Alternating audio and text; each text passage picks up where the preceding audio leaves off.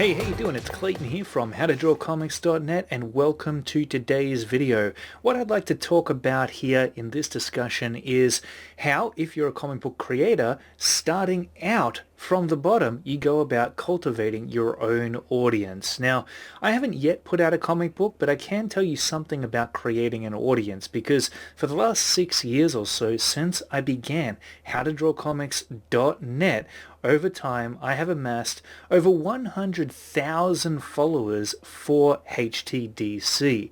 And of course, these are stretched across multiple platforms. Here on YouTube, we've got just over 30,000 subscribers. On Facebook, we've got 50,000 members within our HTDC community. Another almost 20,000 people who have subscribed to the Facebook page. And, the site, of course, gets a bunch of traffic, and we've got an Instagram account with a bunch of followers on there as well. And, when you add them all together, there's a huge amount of people there that have been exposed to and keep in touch with us at howtodrawcomics.net.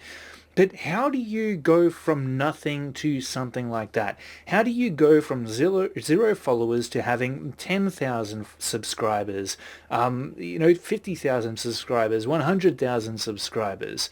Well, it takes time and it's a lot of labor as well. You've got to kind of give to your audience before they start giving back. So what I'm going to talk about today is based upon my experience. There are a number of ways to go about doing this, but I'm just going to be speaking to what I have done and what has worked for me in the past. And the reason that I wanted to do this video is because, look, I know there is a lot of bigger people out there that have a much larger audience than you do.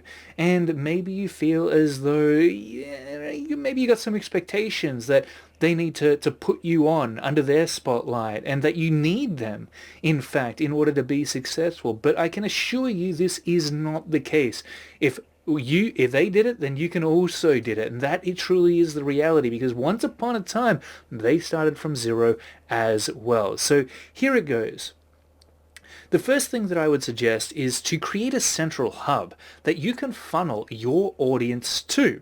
In other words, a place in which you can showcase your products, what it is you're working on, share your thoughts, your ideas, and of course your personality as well. Maybe through videos, maybe through articles or blog posts. It's completely up to you. It doesn't really matter as long as you've got that website there that you can direct your audience to. Because yes, it's great to have a ton of YouTube subscribers, and of course it's wonderful to have a bunch of Facebook followers, but at the end of the day, what is the purpose of that?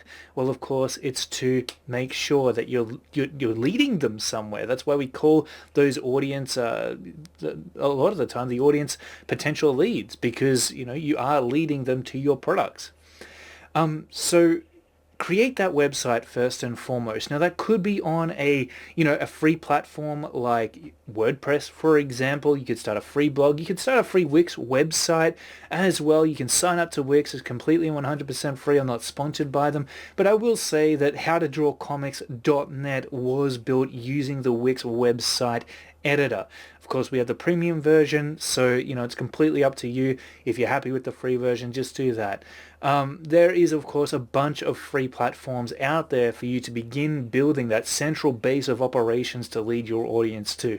Let's get on to the next thing. How do we actually get people to, the place in which we're featuring all of our stuff? Well, the way in which we do that is via social media. So here's the thing. What you want to do is you want to put yourself in front of other people. Otherwise, regardless of how amazing that website is and how incredible the content on that website might be, people just aren't going to know about it unless you've had an opportunity to tell them about it. So what I'd suggest before actually even jumping in and creating your own Facebook page or your own Facebook group or, your own Instagram account is start to become a part of and participate within the already existing groups that reside around your niche. Now, for many of us here watching this video, that may be comic books, okay? So get involved in some Facebook groups that are revolved around, centered upon other comic book creators creating comic books. because that's what's going to allow you to be able to share your stuff, share your insights, offer some value to that group, and ultimately learn how a group is run in the case that you want to start to create your own and bring together a whole community of people. Now, once you've started to establish yourself within that community, what I'd suggest is people really love value, right? So when you can give them something, they're going to tend to fall in line with a lot of the time what we refer to as the law of reciprocation. In other words, when you share something really, really cool with them, they'll feel as though, they owe you something. And it's not a bad way either. It's just, in fact, it's a good thing, when you can have a value versus value relationship, a mutually beneficial collaboration with other people, that is always a win-win for everybody else. So, rather than you constantly taking or constantly giving or vice versa, you want to try to make it so that you're giving and then hopefully later on they will give back. I mean, that's the idea. Give first. Even without expectation, I wouldn't expect anything in return. That's a bad mindset to come at this with. Just start giving and create a little bit of goodwill. That's what we're trying to do here. We're trying to create some goodwill because goodwill, it builds your reputation. And also if you're sharing advice, tips, tricks, insights that you've guarded in the process of creating a comic book or building your skill set up as a trained professional comic book artist, well, what that's going to allow you to do is establish yourself as a central authority. And that's exactly what you want because that authority lifts your social status just a little bit. And that social status is power for you. It's going to allow others to feel comfortable enough to trust and follow you. And it is that trust which is key to getting them to, put their money up front and buy your comic books, buy your courses, whatever it is that you're trying to sell to this audience. And hopefully, ideally, you've got the best intentions in mind for them. We do not want to, try to shortcut our audience because ultimately down the line they are going to buy that first product but they are never going to come back to you. They're never going to trust you again. And your business just won't have that lasting effect. So what you want to try to do is get involved with those communities, build relationships with the people who are part of those communities, and then eventually say, hey, you know what, guys? I just wrote this pretty kick-ass blog post and it covers how to create your own audience if you're just starting out as a comic book creator, and I'd really love to share it with you. You don't even have to state that it's for free. Just share it with them, and people who are interested in it are going to go and check it out. They're going to think you're a pretty cool person for sharing that stuff with them, and you'll be scoring brownie points with that potential audience. And then what you want to do is branch out a little bit. From here, you want to start to establish your own platforms, okay? Because here's the thing. You do not want to build everything that you are, every amount of advantage that you have to selling your products based upon somebody else's platform. That is not a good strategy. So what you want to do is you want to create your own Facebook page. One, you want to create a Facebook group because that Facebook group is going to allow you to get other like-minded individuals on board into your own group that you can later promote things into. And it's also going to allow them to socialize with one another, to communicate with one another. So it's a really, really good thing. And then you want to, of course, create an Instagram account. You can do all of this stuff at the same time. It's totally fine. But, this is kind of the order to which I actually went about doing things.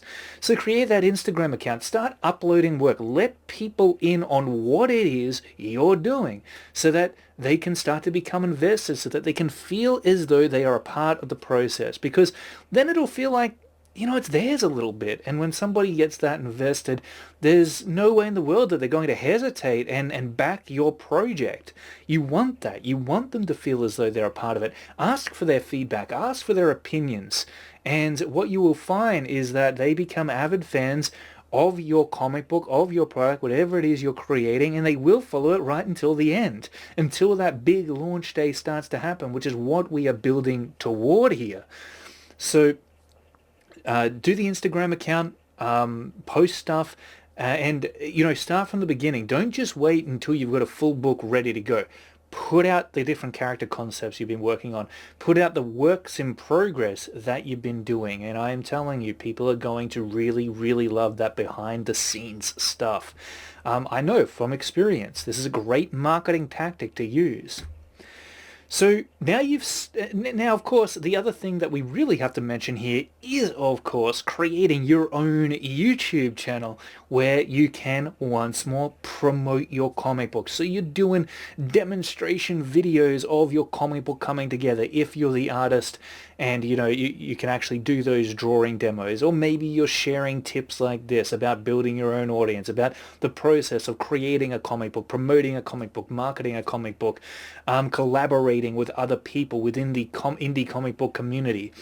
Whatever it is, whatever form of value you can have, ideally you want that value to be evergreen content. What I mean by that, if we take howtodrawcomics.net as an example, is I post a lot of drawing tutorials, right? A lot of educational content, so that when people are in the search bar typing in, how to draw heads or how to draw feet and hands, how to draw anatomy, well, that's the kind of thing people are always going to be searching for. So it's always going to be, current, right? As opposed to news events that tend to get old really, really quickly. You cover a recent topic that's just been put out there in the news on, various comic book websites such as, Newsarama, Bleeding Cool, what have you. But the thing is that's going to get steamrolled over pretty quickly with new content, so you got to be pretty up to date with it, and that's the thing. But if you can make your old videos that you've already done work for you long term, that's way better, that's way more optimized, because it means you can start getting more viewers in, more people subscribing with those old videos while you're creating the new ones, and it's just, you get more bang for your buck that way. That's what I'm saying.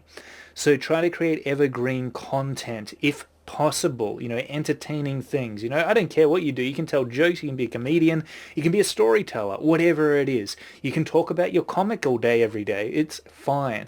But start that YouTube channel, put yourself out there, share your personality with others. And again, I would say don't automatically expect people to just collaborate with you when you're starting out. In fact, that is a total fool's game. I am telling you. You can reach out to them, sure, that's not going to hurt. Try that, message them, see what happens. Maybe you'll hit lucky. But ultimately, at the end of the day, if you don't hear back from them, don't get all butthurt about it. It's absolutely fine. It just means that you've got to focus on yourself for a little bit and keep on building up. What I would suggest you should do is find others who have a similar audience base to what you do. Maybe you've only got 10 subscribers at this point in time. Find other creators within your niche that have also got 10 subscribers and start collaborating with them. Host one another on your channels. To review one another's books. Let your audience in on what they're doing, and they in return will hopefully let their audience in on what it is you're doing.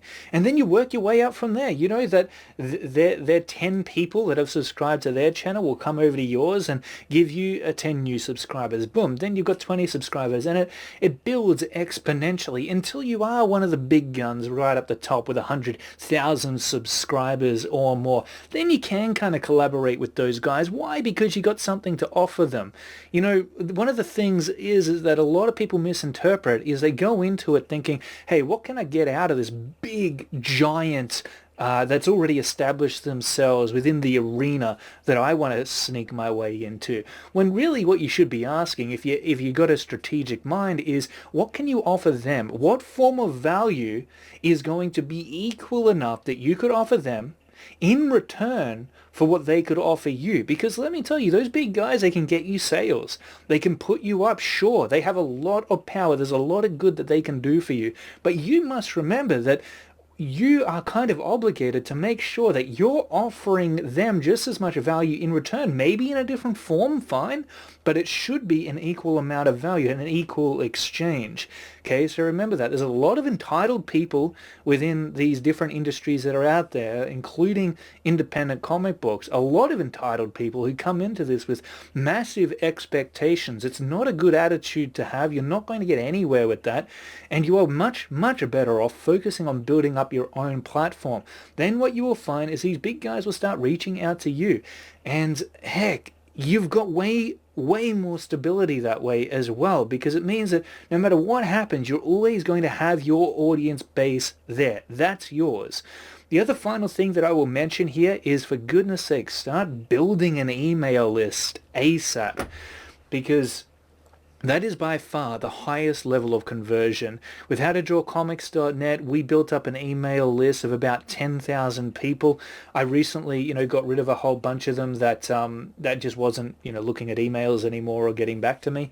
So, now that's down to, actually, we cut that in half. So it's about 5,000 people, but the open rate is massive at this point in time. So, that's the thing. The reason that I say build an email list is because, one, people still open their email shitloads. It's seen as a higher level of importance than, checking the Facebook news feed, checking the group that they may be a part of. And also, you have to remember with these social media platforms is that things are posted all the time. So whatever you're putting out there, regardless of whether or not your audience is notified of that thing that you've just put out, you got to remember that they're probably not going to see it. There's a high likelihood that they're not going to see it.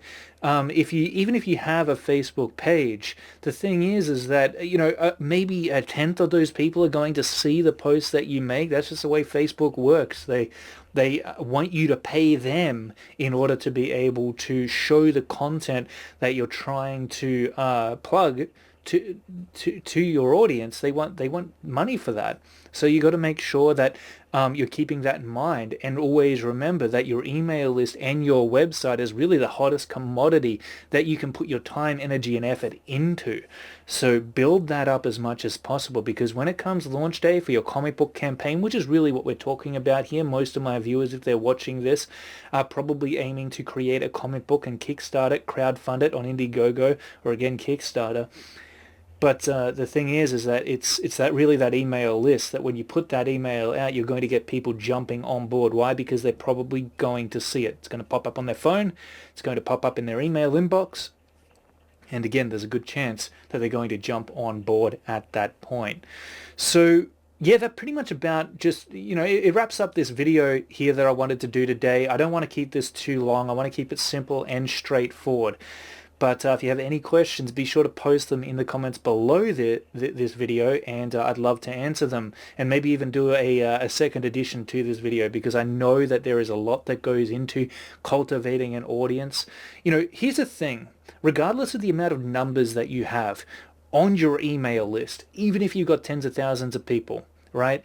Even if you've got tons and tons of subscribers on your YouTube, even if you got a bunch of followers on Instagram and Facebook, ultimately at the end of the day, it's not about the numbers. It's not about the list. It's not about the followers and how many of them you have. It's about your relationship with your followers or with your fans, right?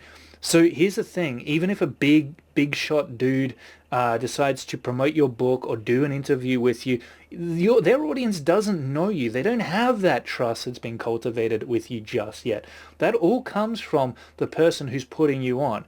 So, even though they might be able to give you something in that regard, it's still not as powerful as if you cultivate your own audience and build that trust with them, build that relationship. That's what's powerful. That's what's going to get your readers, your supporters, coming back to you time and time again. So yeah, that's about what I've got to offer to you today. Thanks so much for watching. If you'd like more tips, tricks, and tutorials, be sure to visit www.howtodrawcomics.net. We've got a ton of written tutorials, video tutorials, a podcast, and when you're ready to take your comic art skill set to the next level, I highly suggest you check out our premium selection of courses. Until next time, keep on creating, keep on drawing, and I'll see you in the next video.